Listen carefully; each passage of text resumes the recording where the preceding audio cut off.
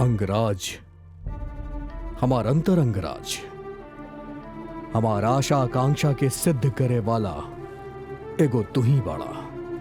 बाकी हमार मित्र ई कर्ण हमरा साथे बा।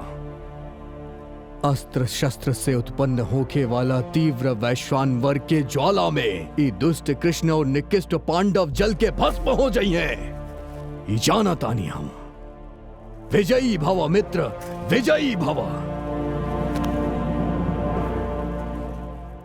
मित्र, शिव तांडव जैसन आनंदित होके समर विजय लक्ष्मी खींच के तोहरा सामने लाके ओकरा सिर झुका देब।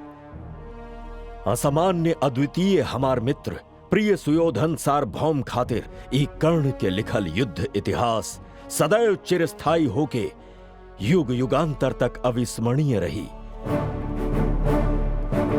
हमनी के मित्रता के ज्योति जलत रही।